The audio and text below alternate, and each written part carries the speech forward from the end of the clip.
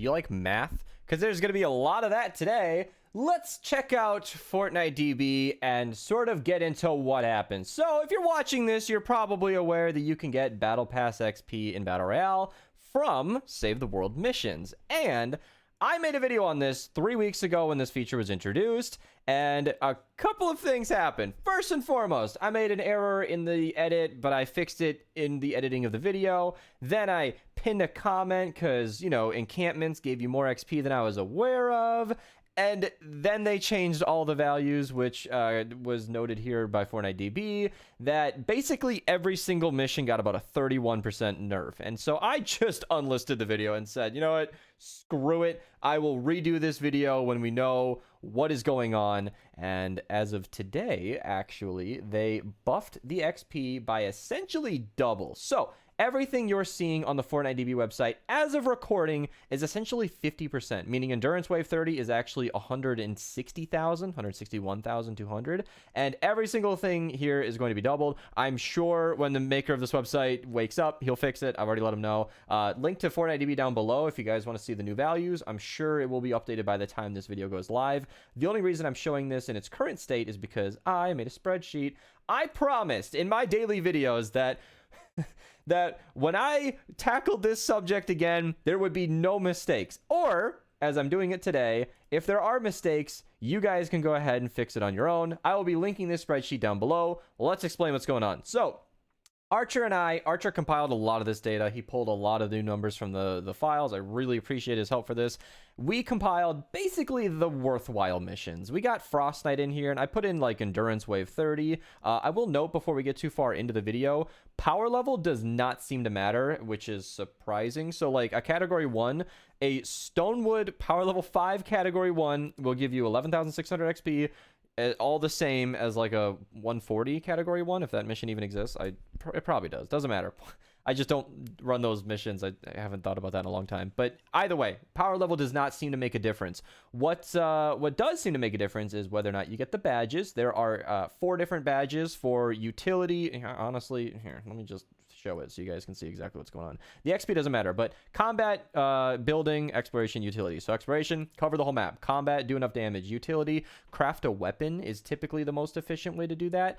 It's a little iffy on that. You can destroy like trees and stuff. So if you use like the Rosie turret or Outlander, you can kind of get that pretty easily. Building your defense should do that. I'm pretty sure even if you jail, that's going to do enough, which I don't support, but you're gonna do it. I'm not dumb. I know you guys jail, so it'll probably be enough. You guys can find that out in your own missions. That can add essentially 2,800 to everything. On endurance, we went ahead and put 700 because typically, if you care about XP, you're probably AFKing endurance. Again, endurance, I can understand AFKing. I mean, what are you going to do? If the traps are working, they're working. Am I right? So a 700 for combat is generally all you're going to get. But that's why I'm linking the spreadsheet down below. If you're somebody who can consistently get 1,400, just change the value. Get a new number. And this also applies to the time spent over here. But back to this, we compiled the worthwhile missions, meaning there are missing missions from this list, like the dungeons, which are not currently available. Nobody's bothering because it's going to be like 9 months before we see them again.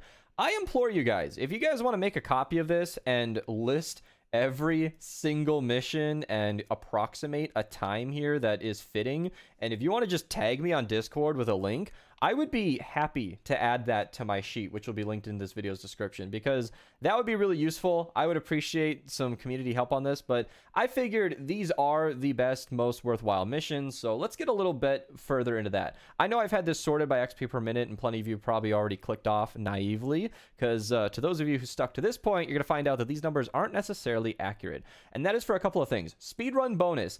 I am like 99% sure. I asked with Awalri and Archer, who both have basically my time spent. So we've got roughly 15,000. We were probably wrong. It doesn't matter.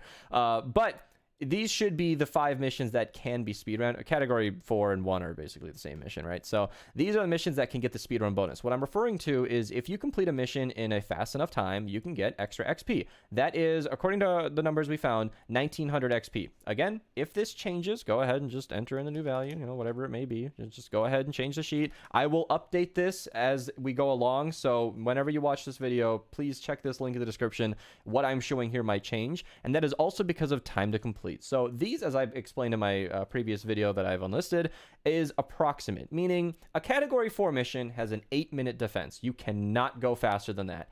I figure if you're going to be running this over and over and over and over with your friends or solo, there is a chance that it's going to take you a minute just for round, integer, full numbers, 1 minute to find the blue glow. I say 9 minutes. If you can do this in 8 minutes and 30 seconds, you'll get more XP per minute. And this is why I've made this a spreadsheet. You guys can update this as you go. If you see 7 on that destroy encampments, in my old video it was 10, which is why I thought it was a pretty bad mission. Plenty of people reached out and mentioned, yo, I can do this in a really, really low power level mission and blaze through it in 5 minutes. In my experience, one-shotting everything with Benz and I, going ham with the Xenon bow, doing it really quick, still took us about 6.5 minutes. But hey, this is why I made this a spreadsheet. If you can do it in 5 minutes, encampments is definitely the best mission to run, which is really good news because it's fun. I don't want to just sit and defend, hanging out, get my BRXP. If I can rampage through encampments to grind Battle Royale XP, yes, that sounds like a hell of a stream. I would dig that. Even if we're just one-shotting power level 1 husks, you're still looking across the map, using that directional pad to zip across. It is a very active time. You cannot fall asleep if you're participating in encampments.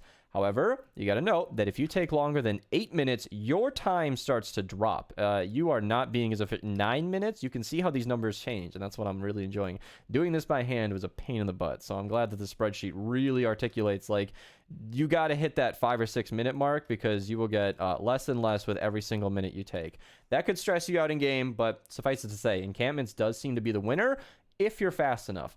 And Ride the Lightning is, again, 8 minutes because it is 4 minutes to defend, or 3 and then 4, or 4 and then 3. I think it's 3 minutes on the first one, 4 minutes on the second one. I figure maybe about a minute to get the blue glow, and then you can get the rest of the blue glow when the mission starts. So this one, again, you know, Ride the Lightning. And another one that's very important to mention, Deliver the Bomb. I say 11 minutes, but you guys know that track can be brutal. Sometimes, you got to go way around. It might take 16 minutes, in which case you are, look at how this stacks up. Look at how this ranks. Deliver the Bomb just drops well below even a category 1. But if you can do it in a pretty reasonable time, I think 10 minutes is super possible. 2100 XP per minute is really good. In fact, if I sort it once again, it goes right to the top. Well, you know, 4th place, which is pretty on par with these guys. So what I'm saying is, faster's better. That's not surprising. There are a couple of extra things I wanted to mention. Frostnite, for example, depends. 90 minutes, hour 30 is about what you can hit. Archer says the average is 88 minutes. It's like 30 more XP per minute. So if you can do it in an hour 28, then enjoy your extra XP. But it's all in all, you know, a little more average to just say 90 minutes there. And then lastly, I think I wanted to mention that actually. I guess that was pretty much it there because, yeah, Storm King. Storm King was the last one that was worth mentioning in terms of time to complete because 5 minutes is quick for like the Candy Storm King, and this also disregards loading times. So that is ignored in all of these numbers. How much time you spend loading in and out of the mission, I'm ignoring because networking is a mess. It's very complicated to get an average time on that.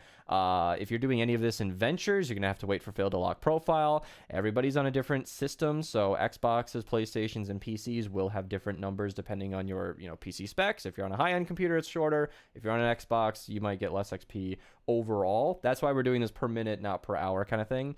And of course, I know this is way late in the video to be mentioning it, but hey, there's a lot of information to cover. So if you stuck around, Retrieve the Data might be the sneaky winner. I know its XP per minute is like way lower than encampments, but if you're doing like slow encampments, okay, you can see the lines get closer together. And Ride the Lightning and category 4s look so good, but Retrieve the Data is extremely consistent, meaning these category 4 missions could take a while. If you spend like 2 or 3 minutes struggling to find the objective, or your friends are dinking around and not enough blue glow gets grabbed, it goes down to 1950 just in a 12-minute run. So suddenly, Retrieve the Data is almost as good. And Retrieve the Data is also something you can find immediately, running into the sky, go straight to it. The defense is easy and the same every single time. It's a jailer's paradise. So it might be the best, most consistent to run, because encampments has a lot of RNG. That's why I keep bringing it up, because this is the best and worst mission to run, because if you are going across the map every single time to do the encampments and you're not using those directional pads for some reason, I mean, they're super cheap,